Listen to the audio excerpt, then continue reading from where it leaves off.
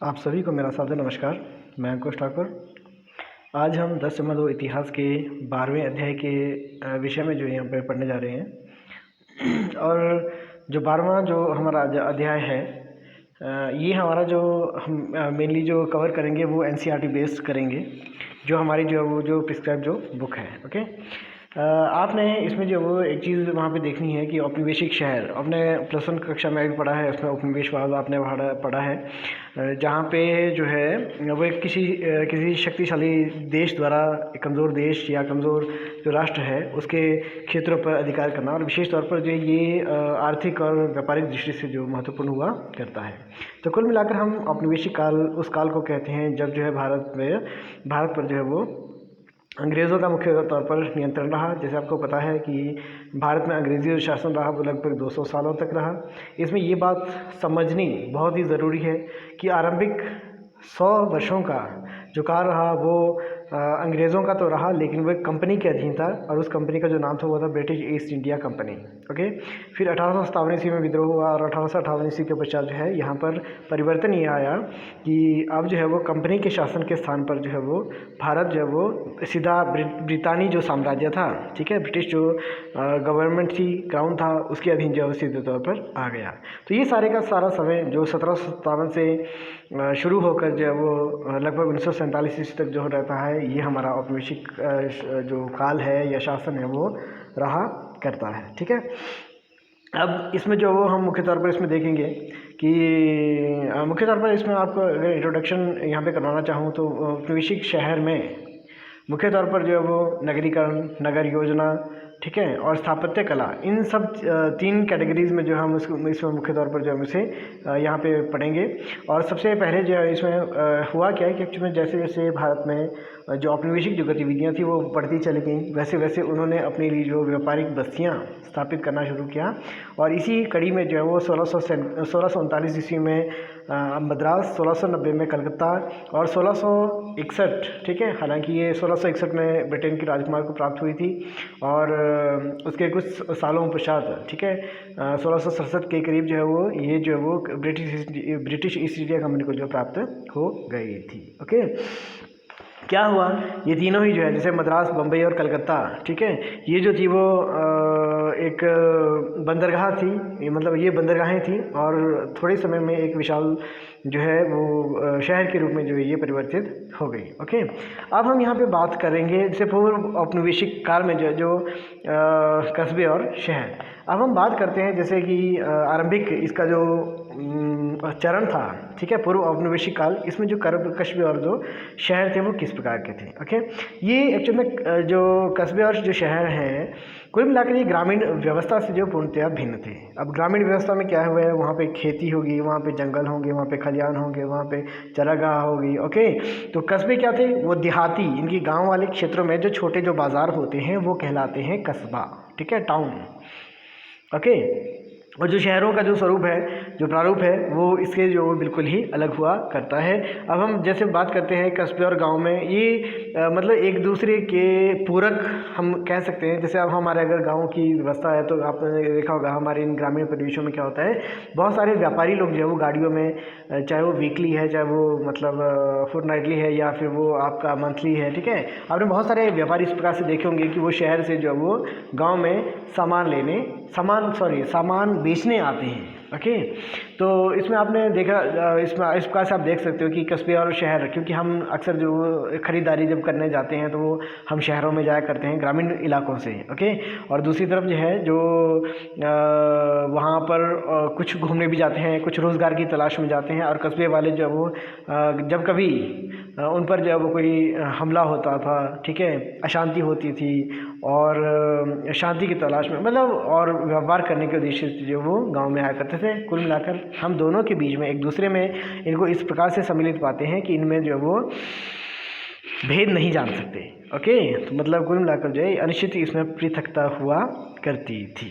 Okay, तो कुल मिलाकर जो है हम इसमें आगे यदि हम बात करें तो इसमें हम देखेंगे कि किस प्रकार से जो वो इसमें जो परिवर्तन हो गया। अब हमको देखना ये है कि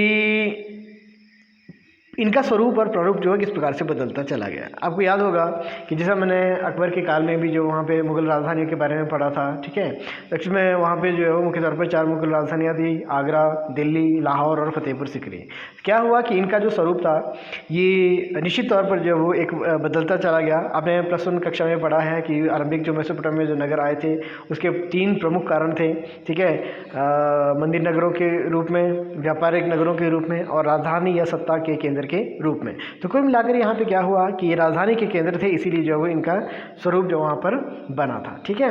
अब दक्षिण भारत के अगर हम इस समय की अगर हम बात करते हैं तो वहाँ पे मदुरई और कांचीपुरम भी थे, लेकिन 18वीं सदी में इसमें जो कुछ परिवर्तन आया।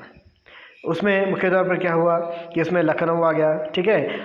जो लखनऊ आ गया, हैदराबाद आ गया, ठीक है। यहाँ पे सॉरी थोड़ा सा टाइपिंग में गलती हो गई है, यहाँ पे सेरिंगापट्टम आएगा, ठीक है। सेरिंगापट्टम हो गया, फिर पुणे हो गया, नागपुर, बड़ौदा और आपका तंजौर जो है वो इसमें हुआ करते थे, ठीक है। अब इसमें जो मुख्य तौर पर हाँ एक चीज़ यहाँ पे इसमें रहती है, जैसे हम कोतवाल की श्रेणी इसमें बतलाई गई है। तो एक्चुअली कोतवाल जो क्या होते थे, वो कोतवाल जो होते थे वो होते थे किसी शहरी व्यवस्था में जो है वो जो कानून और व्यवस्था को जो देखने वाले जो अधिकारी होते थे, जो न्याय करते थे, दंड देते थे, उन्हें जो वो कोतवाल कहा जाता था। और जो पंडित जवाहरलाल नेहरू के जो दादा थे, ठीक है, वो भी जो वो एक दिल्ली के जो वो उसमें कोतवाल हुआ करते थे। क्लियर। इन्हीं चीज़ों में फिर हम व्यापारिक बस्तियों की बात करते हैं, कस्बे और गंज। कस्बा क्या होता है, देहाती इलाके में जो है वो एक छोटा जो बाज़ार होता है वो कस्बा कहलाता है।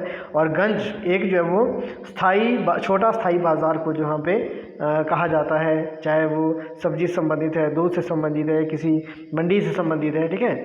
और इस प्रकार से जो वो उन्होंने क्या किया कि एक्चुअली में जो यूरोपीय शक्तियाँ थी, उन्होंने जो भारत में व्यापारिक बस्तियाँ स्थापित करना शुरू कर दिया। जैसे 1510 में पणजी, गोवा की राजधानी जो पणजी है, उस पर अधिकार कर लिया, ठीक है। और अंग्रेज़ों ने 1605 ईस्वी में जो वो आपका मछलीपट्टनम, ठीक है, और मद्रास पर जो है वो 1639 में, और फ्रांसीसियों ने पांडिचेरी में जो वो 1673 ईस्वी में अधिकार कर लिया, ठीक है। मैं इसको आज आपकी बुक से रिलेट करने का यहाँ पर ये जो विषय वस्तु मैंने अभी तक आपको बतलाई, तो इसमें आप देख सकते हो कि ये आपकी जो हिस्ट्री की जो बुक होगी, ठीक है, उसी में ही जो है यहाँ पे आप देख सकते हो कि 318 और 19 पेज पे जो हो आप इसमें देख सकते हो। तो एक्चुअली दिल्ली का कोतवाल, ठीक है, जैसे पंडित जवाहरलाल नेहरू के जो दादा थे गंगाधर नेहरू, वो जो है वहाँ पे दिल्ली के कोतवाल हुआ करते थे। अब हमने कस्बा की बात की, तो कस्बा क्या है, ग्रामीण अंचल में एक छोटे नगर को जो वो कहा जाता था। क्लियर।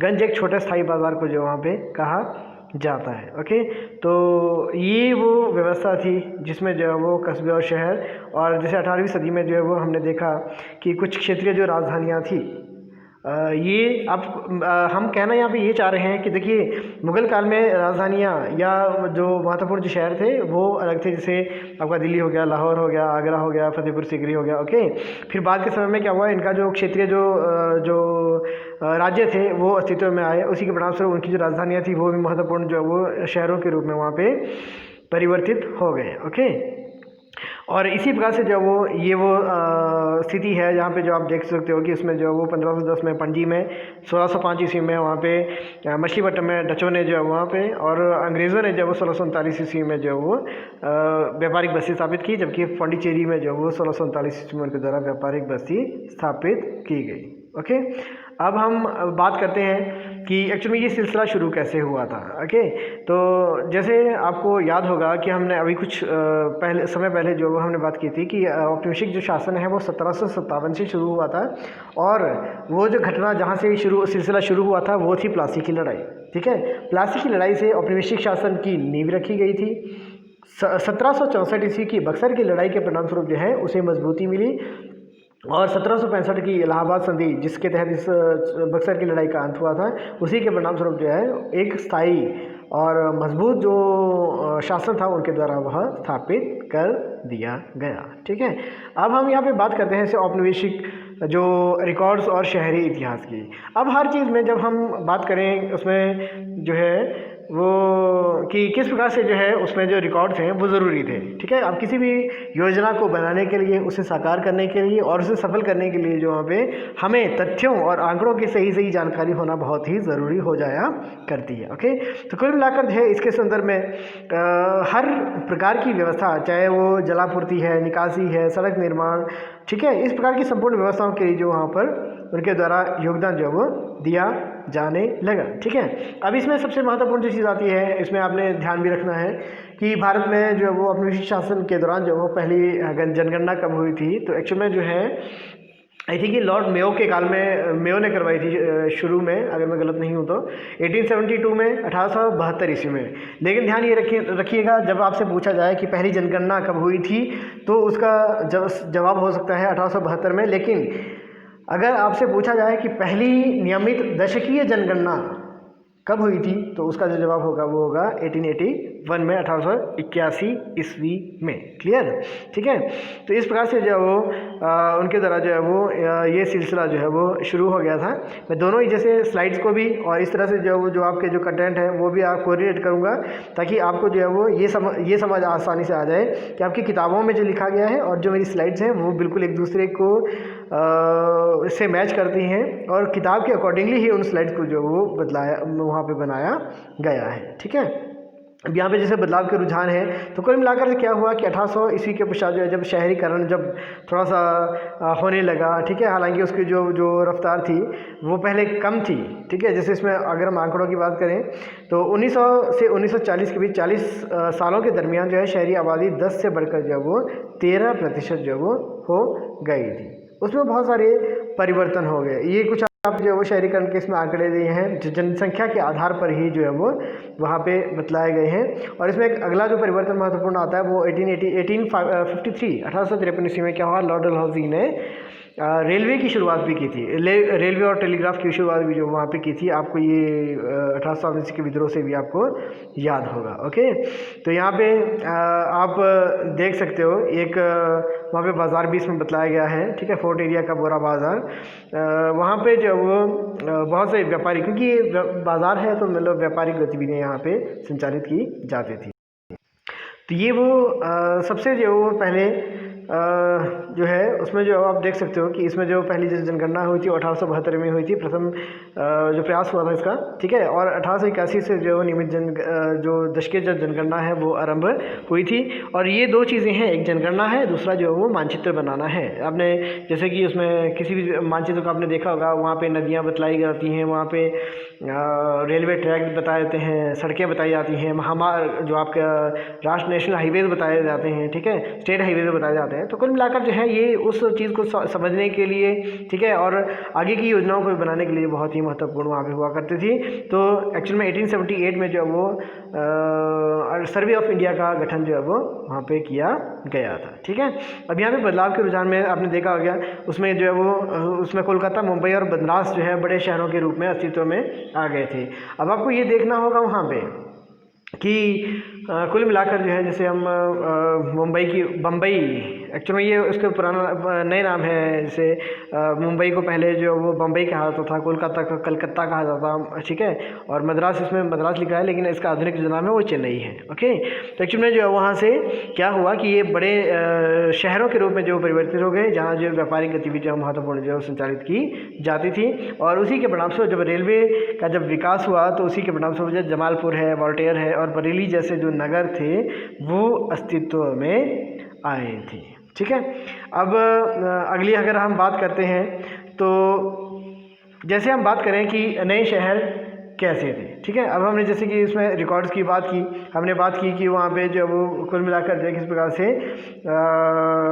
शुरू में जो व्यवस्था जो थी वो बदल गई, नगर पालिका हुई। ठीक है, नगर पालिका का निर्माण हुआ और ये जो है वो क्रमवार तरीके से इसी प्रकार से जो चलता है। अब जनगणना आपने देखा होगा कि जनगणना की जब बात आती है तो उसमें जो वो कुल जनसंख्या कितनी है, ठीक है, पुरुष जनसंख्या कितनी है, महिला जनसंख्या कितनी है, कितने उसमें बच्चे हैं या व्यवसाय उनका क्या है, गरीबी रेखा से ऊपर कितने लोग हैं। ठीक है, बहुत सारी जो जैसे हम बात कर सकते हैं, उम्र का पता लगता है, उसमें लिंग, व्यवसाय, ठीक है, इस प्रकार से जो वो जो आंकड़े हमारे पास एकत्रित हो जाया करते हैं। ओके, तो कुल मिलाकर जो है जैसे ये जो नगर हमने बात की थी, जमालपुर, ग्वालियर और बरेली जैसे नगर जो अस्तित्व में आए थे। ठीक है, अब अगला जो हमारे पास आता है कि नए शहर कैसे थे। इसमें बंदरगाह, किले और सेवाओं के केंद्र जो थे महत्वपूर्ण वो क्या हुआ करते थे। ठीक है, अब आपने देखना कि कुल मिलाकर मैं ये आपको कहना चाहूँगा यहाँ पर कि अंग्रेज़ भारत आए, बेशक वो कंपनी के रूप में आए थे। उन्होंने पहले जो व्यापार करने की अनुमति जो वो मुग़ल बादशाहों से प्राप्त की। बाद के समय में क्या हुआ, उन्होंने व्यापारिक गतिविधियों को चलाने के लिए अपने कारखाना, शब्द उनको कहा गया था, संज्ञा उनको दी गई थी, कारखाना या फैक्ट्रियाँ उनको कहा गया था। मतलब एक ऐसा स्थान जहाँ से उनकी व्यापारिक गतिविधियाँ संचालित की जाती थी।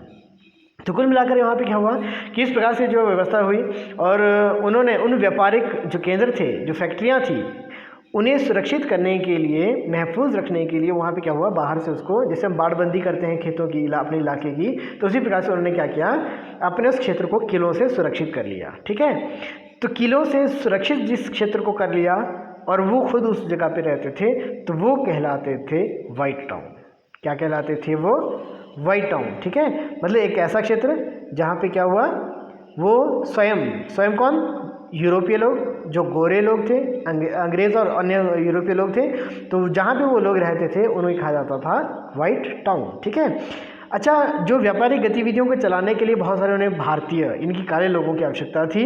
तो उस किले बंदी से बाहर, ये किले के रूप में इसको मैंने घेर रखा है। ठीक है, इससे बाहर उन फैक्ट्रियों में काम करने वाले लोगों की भी आवश्यकता थी, जिन्हें उस किले बंदी से बाहर रखा जाता था। जहाँ पे वो रहते थे वो कहलाते थे ब्लैक टाउन। क्लियर? क्या कहलाते थे वो? ब्लैक टाउन कहलाते थे। ओके, तो एक्चुअल में क्या हुआ कि जैसे कि इसमें 1885 के जो कावाजी नाना भाई है, या जो मुंबई के जो भारतीय व्यापारी थे, ठीक है, उन्होंने क्या किया है, उसमें मुंबई में जो वो कपड़ा मिलों की वहाँ पे स्थापना की थी। ठीक है, और जैसे अगर हम बात करते हैं तो कोलकाता में भी जो वहाँ पे, क्योंकि कोलकाता जो था वो बंगाल का मुख्यालय था और वहाँ पे जो बहुत सारी जो स्वामित्व था वो अंग्रेज़ों का ही था, तो उनके द्वारा जो वहाँ पर बहुत सारी जो वो इस प्रकार की जूट मिलें स्थापित की गई थी। वहाँ पे थोड़ा सा यहाँ पे भी लिखने में गलती हो गई है। ठीक है, यहाँ पे जो वो मुख्य तौर पर जो है वो दो महत्वपूर्ण इकाइयाँ इस समय जो थी वो उपलब्ध थी, तो वो थी एक थी कानपुर। ठीक है, कानपुर जो है वो आपका मुख्य तौर पर चमड़ा और वस्त्रों से संबंधित जो महत्वपूर्ण एक नगर वहाँ पे हुआ करता था, और दूसरा जो था वो था जमशेदपुर। ठीक है, जमशेदपुर जहाँ पे जो आपका स्टील संबंधी, लोहा संबंधी जो है वो एक महत्वपूर्ण ये केंद्र वहाँ पर हुआ करता था। क्लियर? ठीक है, और इस प्रकार से जब वो, अगर हम इसमें नया शहरी परिवेश की अगर हम बात करते हैं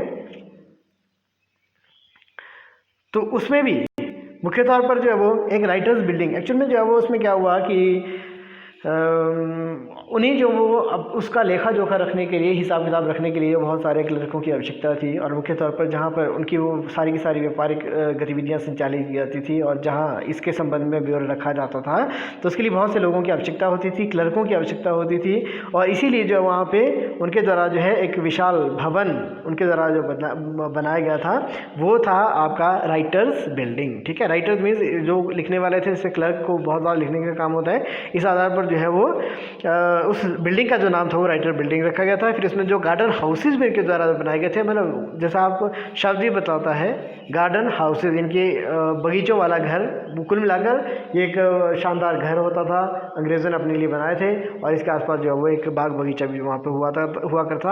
हाँ, ब्लैक टाउन का आपको पता चल गया कि ब्लैक टाउन 1857 ईस्वी के विद्रोह से पहले, ठीक है, जब उन्होंने अपनी व्यापारिक गतिविधियाँ संचालित की थी और किलेबंदी के अंदर वो रहते थे गोरे लोग, वो कहलाता था वाइट टाउन।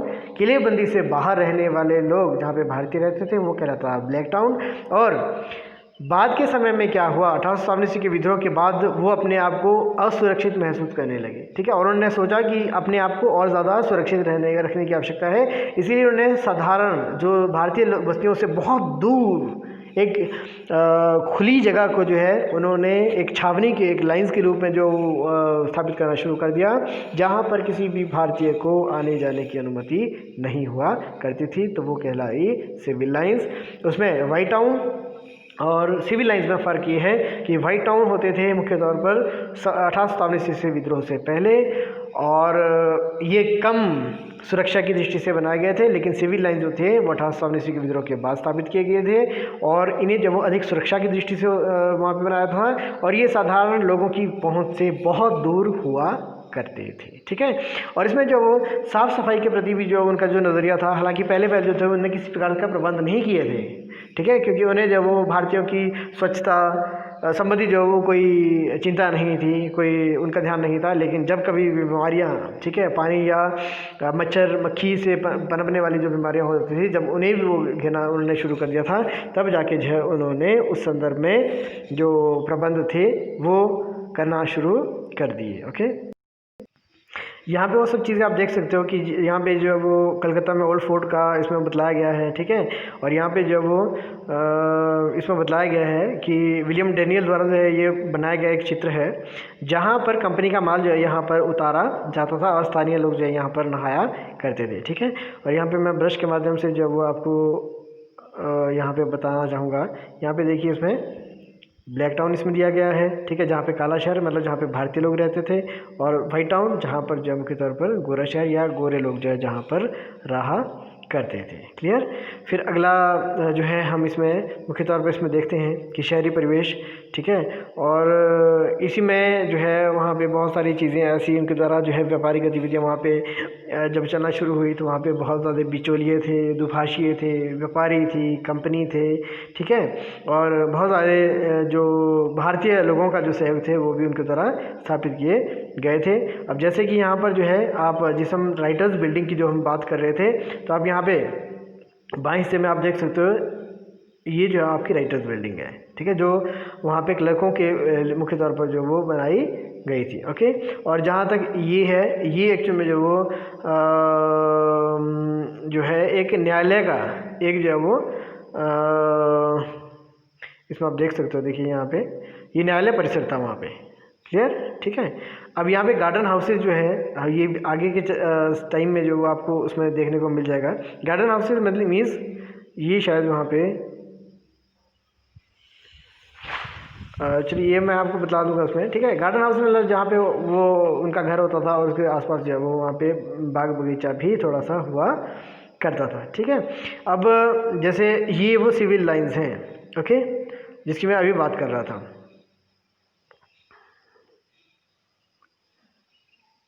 यहाँ पे आप देख सकते हो कि एक्चुअल में जो है वो अंग्रेज़ों को देशियों के खतरे से दूर, ज़्यादा सुरक्षित और पृथक बस्तियों में रहना चाहिए। पुराने कस्बों के इर्द गिर्द चरागाहों और खेतों को साफ कर दिया गया और सिविल लाइंस के नाम से नए शहरी इलाके जो है वो स्थापित कर दिए गए। क्योंकि अब क्या था कि अब जो है क्योंकि विद्रोह के दौरान जो उन्हें भारतीय से जो और अधिक जो डर था वो लगना शुरू हो गया था। ठीक है, अब यहाँ पर जो जैसे इसमें बताया गया था कि जैसे एक चितपुर बाज़ार था, ये कलकत्ता में ब्लैक टाउन और वाइट टाउन की सीमा पर स्थित था। यहाँ विभिन्न प्रकार के मकानों को देखिए। एक तरफ अमीर ज़मींदार जो है वहाँ पे जो ईंटों से बनी हुई इमारतें थी, जबकि जो वहाँ पे किसानों की झोंपड़ियाँ थी, और वहाँ पर एक मंदिर से आपको इसमें दिखाई दे रहा है वहाँ पे। तो ये जो है वो उसको पैगोडा नाम से जो उसमें बतलाया उनके द्वारा बनाया गया था, जिसे जो वो एक किसी महत्वपूर्ण शिल्पी गोविंद पितर नामक था उनका, शायद नाम था उनका, तो उनके द्वारा जो वहाँ पे स्थापित किया गया था। ठीक है, तो उसमें क्या हुआ कि पहले जो उन्होंने उनकी साफ़ सफाई संबंधी जो किसी प्रकार की व्यवस्था नहीं की, लेकिन बाद के समय जब बीमारियाँ फैलने लगी तब जो उनकी सफाई नियोजन व्यवस्था पर ध्यान दिया जाने लगा। अब हिल स्टेशन की बात करते हैं हम। अब हिल स्टेशन जो है यहाँ पे आपने ध्यान रखना है कि एक्चुअल में जो है वो उनके द्वारा 3 महत्वपूर्ण हिल स्टेशन स्थापित किए गए थे। पहला जो था वो शिमला था, दूसरा जो था वो दार्जिलिंग था, दूसरा जो था वो माउंट आबू था, और तीसरा जो था वो दार्जिलिंग था। तो एक्चुअल में जो आपका पहला जो शिमला की स्थापना जो थी वो जो गोरखा युद्ध था 1815-16 इस दौरान हुई थी, और अंग्रेज़ मराठा युद्ध के दौरान जो है वो माउंट आबू की स्थापना हुई थी। और 1835 में जो सिक्किम था वो उन्होंने उसे जो वहाँ से प्राप्त किया था। ठीक है, और एक्चुअली ये बहुत सारी चीज़ों से जो महत्वपूर्ण जो वो ये हुआ करती थी। यहाँ पे बहुत ज़्यादा, क्योंकि ठंडी जो जलवायु होती है वो एक हेल्दी एक क्लाइमेट इसको जो माना जाता है, जहाँ पे बीमारियाँ जो मुख्य तौर पर कम फैला करती हैं। तो ये एक तो स्वास्थ्य की दृष्टि से लाभप्रद थी। दूसरी जो है वो जो इंग्लैंड से वहाँ की जलवायु के जो वो काफ़ी अनुरूप थी। ठीक है, तो वैसा जैसा माहौल जो है वो यहाँ पे भी चाहते थे, ताकि फौजियों को ठहरने के लिए, यहाँ पे भ्रमण करने के लिए और सुरक्षा की दृष्टि से भी कोई वहाँ पर आना चाहे तो आसानी से जो उस स्थिति पर नियंत्रण स्थापित करने के लिए भी जो उसे स्थापित किया गया था। और 1864 ईस्वी में सर जॉन लॉरेंस ने जो है वो क्या किया था कि शिमला को जो है वो अपनी ग्रीष्मकालीन राजधानी बनाया था। और जो सर्वोच्च कमांडर होते थे सेना के, कमांडर इन चीफ, उनका भी जो है यह एक सरकारी या अधिकृत आवास हुआ करता था। ठीक है, और इसीलिए जो आपने देखा होगा कि जैसे शिमला भी आप गए होंगे तो शिमला में भी आप देख सकते हैं कि उसमें जो रेलवे का विकास था वो उसी उद्देश्य से उनमें हुआ करता था। अब यहाँ तक हम शहरों की अगर बात करते हैं तो वहाँ पे आप देख सकते हो शहरों में जो सामाजिक जीवन था वो परिवर्तित हो गया। पहले जैसे जैसे आना जाना जो है वो मुख्य तौर पर पैदल में या बाद के समय में जैसे रिक्शा हो, घोड़ा गाड़ी हो गया। ठीक है, या इसी प्रकार की अन्य व्यवस्था हैं, बसें हैं, ये जैसे इसमें ट्राम का चित्र दिया गया है, ये भी है। क्योंकि वहाँ पे क्या था, वहाँ पे शहरों में जो सामाजिक मेलजोल बहुत कम हुआ करता है, ग्रामीण परिवेश से बिल्कुल अलग। और उस थोड़े बहुत उस सामाजिक मेलजोल के लिए वहाँ पे स्थापित किया जाने लगा, जैसे पार्क हो गया, सिनेमा घर हो गया। ठीक है, या इसी प्रकार से जो है वो टाउन हॉल इत्यादि जो वहाँ पे मुख्य तौर पर इसमें होना शुरू हुए। तो इस प्रकार से क्या हुआ कि शहरों में, कस्बों में डॉक्टर्स, इंजीनियर, इनकी मध्यम वर्ग का जो प्रादुर्भाव है वो होना शुरू हुआ। और इसी प्रकार से जो है वहाँ पे बहुत सारी जो इस प्रकार से जो चीज़ें थी, या अगर हम जागरूकता के संदर्भ में जैसे पढ़ने लिखने का प्रचलन भी जो वो बहुत ज़्यादा बढ़ गया। जैसे कि हम स्त्रियों की स्थिति की बात करें तो पहले जो उनके पढ़ने लिखने का अधिकार नहीं था, लेकिन बाद के समय में जैसे यहाँ पे आप देख सकते हो अमार्य था, ये एक्चुअल में जो एक लेखिका है विनोदिनी दासी, इन्होंने जो वो स्त्रियों के उस चरित्र को जो वो मुख्य तौर पर इसमें बतलाया गया है। और इस चित्र में हालांकि अभी क्लियर नहीं हुआ है, ये एक्चुअली में जो है वो एक कालीघट पेंटिंग है। वहाँ पे आप देख सकते हो कि एक स्त्री ने जो है वो एक जादूगरनी के रूप में इसे दिखाया गया है, जहाँ पे उसने एक पुरुष को जो है एक भेड़ अपने जादू से जो वो भेड़ स्वरूप जो वो प्रदान कर रखा है। ठीक है, और चलिए यहाँ से यहाँ पे हमने अभी तक जो है यहाँ पे बचे थे, वहाँ पे जो उन्होंने अपना नज़रिया जो है वो बदलना शुरू कर दिया। तो प्रथम हिल स्टेशन में जो वो प्रथम गोरखा जो शिमला की स्थापना थी वो गोरखा युद्ध के दौरान 1815-16 में हुई थी। माउंट आबू की स्थापना 1818 में हुई थी, जहाँ पे मराठा युद्ध के आंग्ल मराठा युद्ध हुआ था। ठीक है, और दार्जिलिंग जो है वो उन्होंने 1835 में सिक्किम के शासकों से उसे छीना था। ठीक है, और 1864 ईस्वी में ही जॉन लॉरेंस ने जो क्या किया था, शिमला को अपनी ग्रीष्मकालीन राजधानी बनाया। और भारतीय सेना के कमांडर इन चीफ का जो है अधिकृत आवास जो वो ये बन गया। ठीक है, और इसमें वही सब चीज़ें थी कि सामाजिक मेलजोल। ठीक है, जैसे कि इसमें जो वो सामाजिक मेलजोल गाँव की अपेक्षा जो काफ़ी कम हुआ करता था। और इसी के साथ वहाँ पे बहुत सारी चीज़ों पर, जैसे उसमें पार्क हो गया, सिनेमा घर हो गया। ठीक है, ये जब जैसे टाउन हॉल हो गया। ठीक है, ये मेलजोल के जो एक ज़रिया बन गए, एक साधन बन गए। और वहाँ पे परिवहन के साधनों में उसमें परिवर्तन आ गया है। उसमें जब वो कुछ महत्वपूर्ण गाड़ियाँ, बस, ट्राम इत्यादि जो उसमें आना शुरू हुई लोगों में, क्योंकि लिखने और पढ़ने का जो विकास होना शुरू हुआ तो उसमें जो वो जागरूकता भी होना शुरू हुई। और स्त्रियों को भी जो वो शिक्षा का अधिकार जब प्राप्त हुआ तो इससे जो समाज में काफ़ी हद तक जो परिवर्तन भी आ गया। ठीक है, अब हम बात करते हैं पृथक्करण, नगर नियोजन और भवन निर्माण की। तो एक्चुअली क्या हुआ कि 1500 मद्रास में जो बसावट और पृथक्करण। ठीक है, तो मद्रास में क्या हुआ, 1639 ईस्वी में जो मद्रास है, ठीक है, मद्रास पट्टम, इसको चेनापट्टम जो है वहाँ पे मुख्य तौर पर इसमें कहा जाता था। एक्चुअली में कंपनी ने क्या किया, वहाँ पे जो वो तेलुगु सामंतों और काला हस्ती के नायकों से इसे खरीदा था। ठीक है, मद्रास मतलब जिसे पहले मद्रास कहते थे, इसे मद्रास पट्टनम या चेन्नापट्टनम जो है, यहाँ पे जो चेन्नापट्टनम जो है वो लोगों द्वारा जो है इसे कहा जाता था। एक्चुअल में ये जो था वो तेलुगु सामंतों और काला हस्ती के जो नायक थे उनके नियंत्रण में थी, और उनसे जो है कंपनी ने इसे ख़रीदा था। फिर व्हाइट टाउन क्या हुआ कि अपनी व्यापारिक गतिविधियों को संचालित करने के लिए उन्होंने एक क्षेत्र को सुरक्षित कर लिया किलों से और वही वाइट टाउन बन गया, ठीक है। और यहाँ पर उसी के साथ साथ जो है वहाँ पे उन्होंने गार्डन हाउसेस का निर्माण करना भी शुरू कर दिया। जहाँ पर हम कलकत्ता की बात करते हैं तो कलकत्ता ही वो क्षेत्र था जहाँ से अंग्रेज़ों की व्यापारिक गतिविधियाँ जो थी वो शुरू हुई थी, ठीक है। और एक्चुअली में हुआ क्या कि यहाँ पे ये सिलसिला हुआ कैसे, है ना। आपको ध्यान होगा कि एक्चुअली में जहांगीर के काल में सबसे पहले जो थी ब्रिटिश ईस्ट इंडिया कंपनी को जो है वहाँ पे व्यापार करने की अनुमति मिल गई थी। तो क्या हुआ कि वहाँ पे जब व्यापार जब वो करते आ रहे थे तो जो बंगाल का नवाब, क्योंकि उसमें क्या था जो वहाँ के नवाब थे वहाँ पे कहीं ना कहीं उसका जो है अपना एक रुतबा होता था, दबदबा होता था। तो एक्चुअली बंगाल के उस नवाब सिराजुद्दौला ने भी ऐसा ही कुछ करने का वहाँ पे प्रयास किया था और उसने जो वो कंपनी पर बहुत ज़्यादा बंदिशें लगा दी थी, लगाम लगाने का उसने प्रयास किया था। उस पर जो है वो वहाँ पे हमला उसने किया, ठीक है। बहुत ज़्यादा जो है वहाँ से जो उसने मतलब व्यापारिक हित भी साधने का जो है उनके द्वारा प्रयास किया गया था।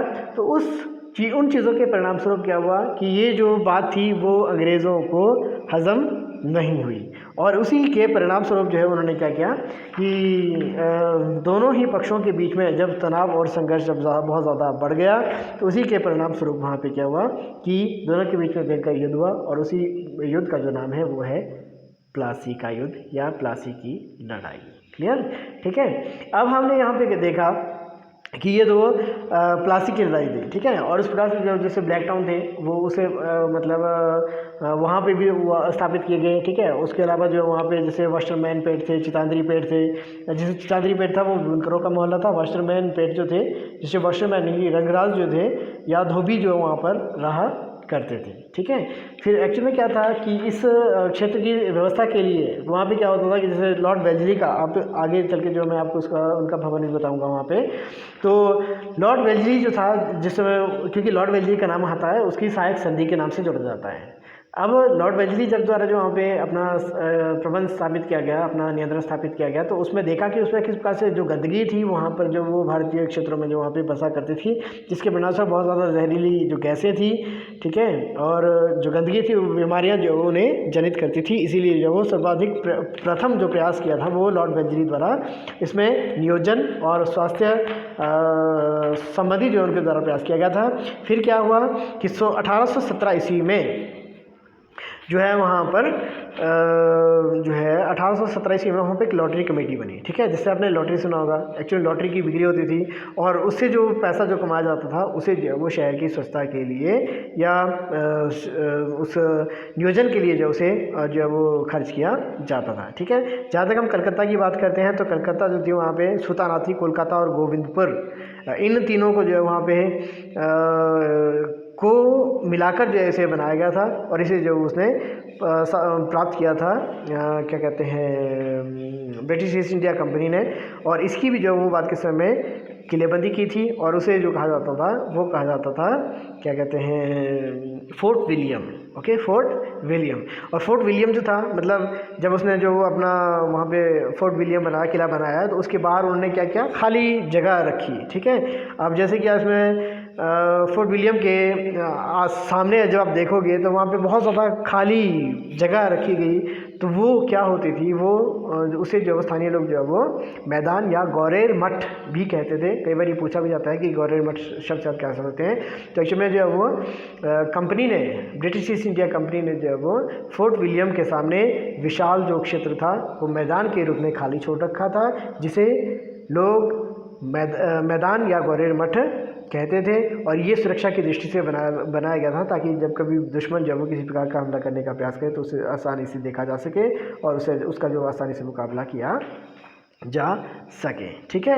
और जैसे हमने लॉटरी कमेटी की हमने बात की 1817 ईस्वी में, फिर उसे जो वो नियोजन पर जो खर्च करने लगा। और इसी के अलावा जो 1836 ईस्वी में जो घास की झोंपड़ियाँ थी उसको भी जो वो पूरी तौर पर प्रतिबंधित कर दिया गया, ठीक है। और मुंबई में भवन निर्माण संबंधी जो थी, एक्चुअली में जो थी ये मुंबई जो थी वो 7 टापुओं का क्षेत्र था। तो इसे जो है वो एक्चुअल में प्राप्त हुआ था, इंग्लैंड के राजकुमार थे प्रिंस चार्ल्स, ठीक है, उन्हें जो है वो दहेज के रूप में ये पुर्तगाल की राजकुमारी कैथरीन के साथ विवाह के परिणाम स्वरूप उसे प्राप्त हुआ था। और बाद के समय में उसने जो है वो ये जो है वो ब्रिटिश ईस्ट इंडिया कंपनी को जो है वो दे दिया था। क्लियर, ठीक है। अब यहाँ पे भवन निर्माण, तो इसमें ये अगर हम बात करते हैं तो एक्चुअल में से यहाँ पे जो है वो मुख्य तौर पर बंगलो, जैसे क्योंकि उन्होंने कुछ अपनी शैलियों को उसमें अपनाया और कुछ जो है वो भारतीय शैलियों को भी उनके द्वारा अडॉप्ट किया गया। जैसे बंगलो जो है उन्होंने बांग्ला भाषा से ये इस शब्द को लिया था। ये छोटे भवन होते थे, 2 मंजिला भवन होते थे, लेकिन उसमें उनकी तरह जो है विशाल भवनों को उस पर बनाया जाने लगा और इसी प्रकार से जो है वो बंगले उनके द्वारा जो है बनने शुरू हुए। तो वो जहाँ तक हम स्थापत्य कला शैली, इनकी भवन निर्माण कला शैली की बात करते हैं तो 3 वहाँ पर महत्वपूर्ण कला शैलियाँ हुई थी। पहली थी न्यू क्लासिकल या नव शास्त्रीय, ठीक है। इसमें आपने ध्यान रखना है कि इसमें मैं आपको चित्र के माध्यम से उसमें बतला दूंगा कि एक्चुअली इसमें क्या होता था, विशाल स्तंभ होते थे, उसके पीछे जो रेखा गणितीय जो संरचना थी वो वहाँ पर हुआ करती थी। और 1833 ईस्वी का टाउन एल्फिंस्टन टाउन हॉल है या एल्फिंस्टन जो सर्कल है, व्यापारियों का एक समूह का एक कार्यालय वहाँ पर होता था या क्षेत्र होता था, तो वो जो है उसमें बना था। फिर जहाँ तक नव गौथिक शैली, ठीक है, गौथिक शैली के बारे में मैंने प्लस वन में पढ़ा है, तो नव गौथिक शैली इसकी विशेषता होती हैं इसकी ऊंची उठी हुई छतें होती हैं, नोकदार मेहराबें होती हैं और बारीक साज सज्जा पर जो उसमें ध्यान दिया जाता है। और इसका जो उदाहरण है वो है मुंबई का सेक्रेटरीट, ठीक है, और मुंबई विश्वविद्यालय और उच्च न्यायालय, ठीक है। विक्टोरिया टर्मिनस जो great Indian peninsular railway company का मुख्यालय था, जो आज के वर्तमान समय में जो छत्रपति शिवाजी टर्मिनस मुंबई में जो है वो इसका जो है वो नवगौथिक शैली का बेहतरीन उदाहरण है। इंडो सार्सनिक शैली का बहुत बेहतरीन जो उदाहरण है वो आपका गेटवे ऑफ इंडिया है और ताजमहल, ये बिल्कुल बगल में जो दोनों जो बने हैं। तो इसका जो निर्माण था उसकी विशेषताएं होती हैं गुंबद, छतरियाँ, जालियाँ और मेहराब, ठीक है। अब ये कुछ उदाहरण यहाँ पे जो है वो आपकी किताबों से जो यहाँ पे आपके सामने रख रहा हूँ, ठीक है। जैसे पूनामाली रोड पर बना हुआ एक ये गार्डन हाउस है, मतलब ये एक बंगला सा दिखाई दे रहा है आपको और उसमें आपने देखा एक वृक्ष भी यहाँ पे है। तो एक्चुअली यह में क्या होता था, इसके आसपास जो है एक गार्डन हुआ करता था, इसको गार्डन हाउसेस कहा जाता था, ठीक है। और जहाँ तक हम बात करते हैं ये आप देख सकते हो कि ये गवर्नर जनरल का, ठीक है।